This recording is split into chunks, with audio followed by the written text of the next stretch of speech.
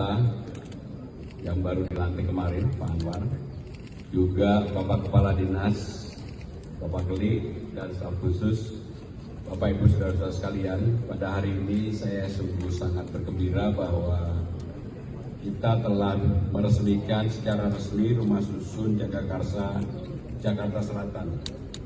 Tadi dilaporkan oleh Kepala Dinas Pak Keli bahwa jumlahnya 723. Dari 723 itu 3 untuk disabilitas, 720 untuk warga pada umumnya. Secara khusus saya ingin menyampaikan kepada saudara-saudara sekalian bahwa tadi sengaja saya bertanya kepada yang sudah beruntung mendapatkan apakah di dalam memperoleh ini ada yang disebut middleman atau orang-orang yang menawarkan untuk bisa mendapatkan itu, dan alhamdulillah dari yang saya tanyakan betul-betul mereka mendapatkan dari aplikasi si Rukim. Dan karena saya mendengar berbagai keluhan, saya sudah minta untuk si Rukim ini dilakukan perbaikan, dan bismillah nanti 2 minggu lagi mudah-mudahan aplikasi ini lebih terbuka, lebih transparan, dan lebih baik, lebih cepat merespon masyarakat. Dan kalau memang tidak memenuhi syarat yang disyaratkan, maka dalam waktu 2 minggu bisa ketahui. Baik. Sehingga dengan demikian itulah yang betul-betul saya harapkan, dan pemerintah DKI terus akan melanjutkan untuk membangun rumah susun karena ini merupakan bagian dari tanggung jawab kami untuk menyediakan rumah yang layak huni. Untuk itu pembangunan berikutnya ada di Rorotan, Padat Karya, dan juga revitalisasi Rusun Marunda. Saudara-saudara sekalian, kenapa ini kami prioritaskan, dan berkali-kali Bapak Wagub juga meminta untuk yang seperti ini menjadi prioritas kami, termasuk kalau dilihat sudah bangunan ini sama sekali udah nggak ada kabel yang keleleran. Keleleran itu apa ya? Gantung-gantung, dan ini sudah, karena itu juga menjadi bagian hal yang akan kami selesaikan yang kita sebut dengan SJUT. Dengan demikian maka mudah-mudahan ke depan Jakarta akan lebih baik, lebih rapi, dan Jakarta juga akan lebih ramah bagi siapapun untuk mempunyai hunian yang lebih baik. Yang terakhir dari saya, rumah susun yang seperti ini atau rusun seperti ini, persyaratan utamanya harus bisa dilengkapi, termasuk masjid, daycare, klinik kesehatan, perpustakaan, dan sebagainya. Untuk itu Pak Keli dan teman-teman, ini juga harus dipersiapkan dari awal supaya semuanya kita persiapkan yang baik, yang matang, yang membuat masyarakat itu merasa nyaman tinggal di tempat tersebut. Dan saya harus mengatakan dengan jujur, penghuni rumah susun ini pasti sangat beruntung dengan adanya jalan tol baru, sehingga dengan aktivitas mereka kemana-mana akan menjadi lebih mudah, lebih dekat. Dan apalagi transportasi, infrastruktur, konektivitas ke selatan ini sekarang sedang kita rencanakan untuk kita perbaiki secara lebih rapi, lebih detail. Demikian yang ingin kami sampaikan. Kalau ada pertanyaan kami silakan.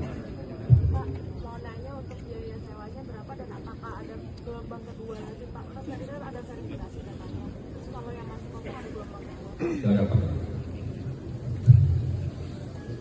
Baik, terima kasih Mbak. Jadi untuk sewa kita sesuai dengan Perda 1 tahun 2024 dari 865.000 per unit per bulan hingga 1,8 juta per unit per bulan.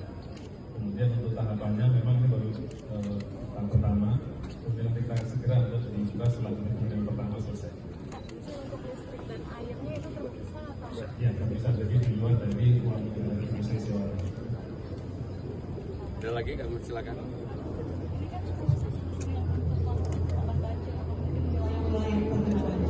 Untuk masyarakat yang sudah terdaftar, apakah itu memang sudah dari warga yang terkena banjir atau dari warga yang hanya datang lewat aplikasi itu Pak?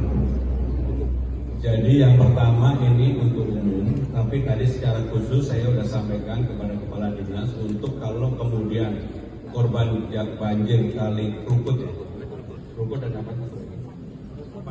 Dan Mampang mereka memenuhi syarat, mereka harus prioritas.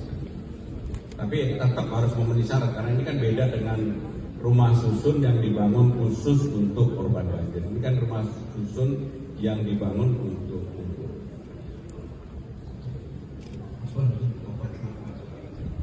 masa pemberatasan sewa. Jadi untuk pembayaran sewa sampai sekarang belum ada. Jadi kita masih silakan. Ada lagi? Oke, tidak ada. Terima kasih. Bapak, isu lain mungkin Pak? Isu lain, Pak. Isu lain. Isu lain, Pak. Boleh Terakhir ya. Pak, soal Bapak izin, seminggu terakhir ada 2 kali tawuran terjadi di kawasan Jakarta. Manggarai. Sebenarnya bagaimana sih? Manggarai sama mana? Manggarai Pak 2 kali, hari Minggu sama setelah itu ada lagi. Gimana Pemprov menangani itu? Jadi tawuran di Jakarta ini ada 2 cara pencegahan dan juga cara penanganannya. Untuk pencegahan saya sudah meminta karena kepala dinas kemarin masih dirangkap dengan damkar, sekarang kepala dinas Satpol PP, khusus Satpol PP, maka saya minta untuk berkoordinasi dengan aparat kepolisian untuk mencegah melakukan tawuran yang ada.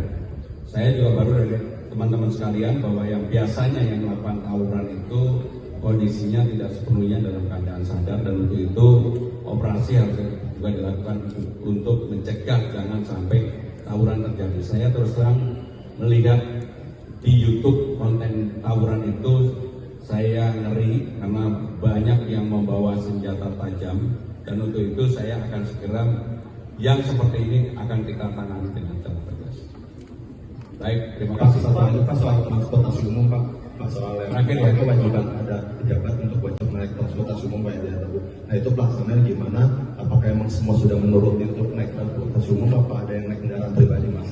Jadi saya sudah memerintahkan kepada wali kota, seluruh wali kota, juga camat, juga instansi-instansi yang berwenang untuk itu, lurah, apabila ada ASN yang datang ke kantor naik kendaraan pribadi, apakah itu motor ataukah itu mobil, nggak boleh parkir di tempat itu dan harus diusir dan dinyatakan bahwa yang bersangkutan pada hari itu tidak masuk kantor.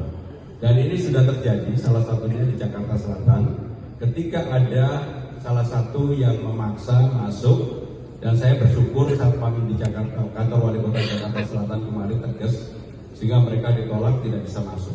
Tetapi untuk ada ibu-ibu yang sedang hamil, dipersilakan masuk. Ini bagian dari aturan yang memang kita juga perbolehkan.